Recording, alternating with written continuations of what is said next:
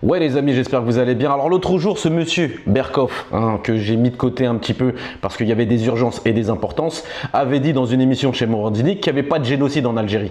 Alors d'office les Algériens, partagez d'office. Je vais tout énumérer pour que personne n'oublie ce qui s'est passé entre 1830 et 62. Alors on va bien commencer. 1830, massacre d'Alger à Sidi Ferrouche lors du débarquement des colons français. 1830 encore, destruction des mosquées et destruction des palais d'Alger. 1832, massacre de la tribu d'El Oufia. De 1832 à 1847, pillage systématique des bétails et des récoltes pour affamer les soutiens de l'émir Abdelkader. 1833, dévastation de la Mitidja pour affamer les populations locales. 1835, massacre des populations civiles à Mascara après la prise de la ville. 1837, violation du traité de Tafna et destruction de tous les villages de l'émir Abdelkader. 1843, prise de la Smala de l'émir Abdelkader et massacre des populations civiles présentes. 1845, enfumade de Dahra asphyxiant tous les membres de la tribu de Ouled Riyeh.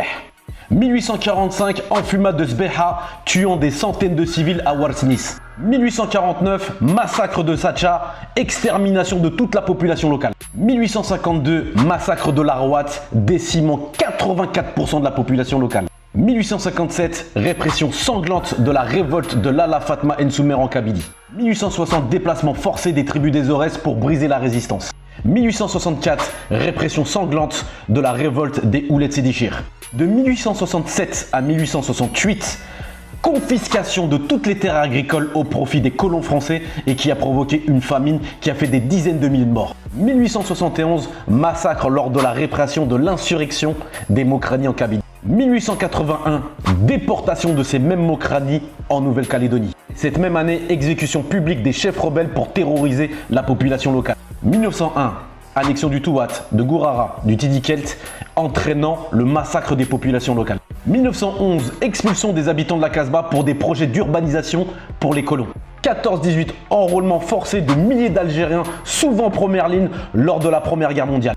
1930, répression violente lors des manifestations contre le centenaire de la colonisation. 1944, répression violente contre les manifestations nationalistes à Alger. 1945, massacre extrêmement violent de Guelma, Sétif, Kherata.